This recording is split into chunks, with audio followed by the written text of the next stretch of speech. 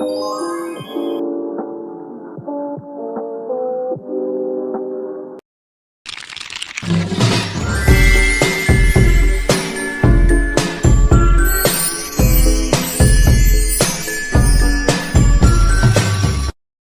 semuanya, perkenalkan nama saya Abigil Sitang Sukapindo dari Prodi Hukum Keluarga Islam HKI 4A dari kampus Uin Raden Mas Said Surakarta.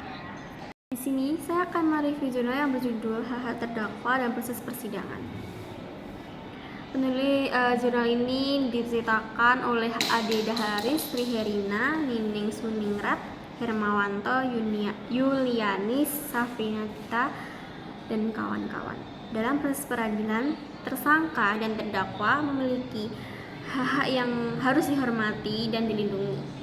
Hak tersebut meliputi hak untuk dianggap tidak bersalah sampai terbukti bersalah, hak untuk mendapatkan bantuan hukum dari penasihat hukum, dan untuk menghubungi dan menerima kunjungan dari keluarga dan orang lain, hak untuk mengirim dan menerima surat, hak untuk menghubungi dan menerima kunjungan dari dokter pribadi, hak untuk menghubungi dan menerima kunjungan dari rohaniwan, hak untuk diadili di sidang pengadilan yang terbuka untuk umum, hak untuk mengajukan saksi dan ahli, hak untuk tidak dibebani kewajiban pembuktian dan tidak mengajukan banding dan kasasi.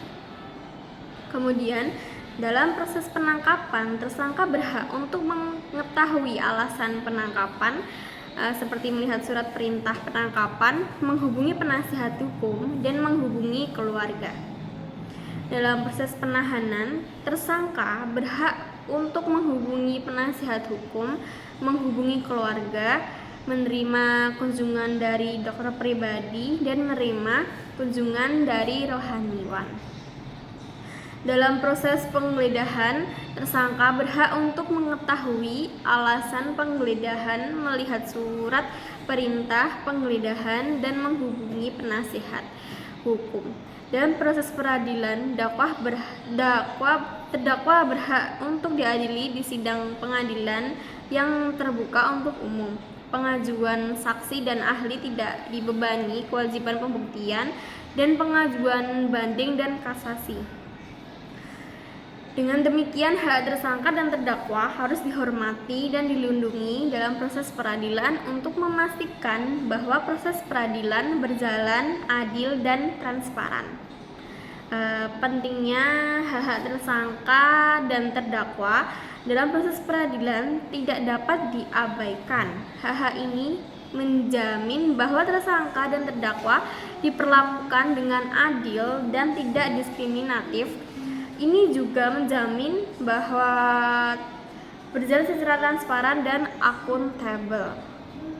Dalam prakteknya, hak tersangka dan terdakwa seringkali tidak dihormati dan dilindungi, menyebabkan proses peradilan menjadi tidak adil dan diskriminatif. Oleh karena itu, perlu dilakukan upaya untuk meningkatkan kesadaran dan pemahaman tentang hak-hak tersangka dan terdakwa dalam proses peradilan.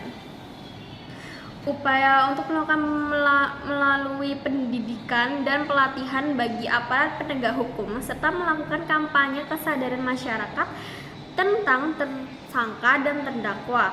Selain itu, juga perlu dilakukan perubahan dalam sistem peradilan yang ada sehingga hak tersangka dan terdakwa dapat lebih efektif dan dilindungi. Kesimpulan dari review jurnal saya yaitu penelitian ini menyimpulkan bahwa semua aspek hukum yang berlaku di Indonesia harus bernafaskan Pancasila dan Undang-Undang Dasar, dan mengakui adanya jaminan pelindungan hak asasi manusia, kesamaan penduduk dalam hukum, dan penekanan pada keseimbangan antara hak dan kewajiban, serta antara kepentingan individu dan masyarakat umum. Pelindungan ini perlu karena secara implisit sesuai dengan asas praduga tak bersalah bagi setiap orang yang diadili karena diduga melakukan pelanggaran hukum, sehingga hak-hak tersebut dapat diwujudkan. Sekian dari review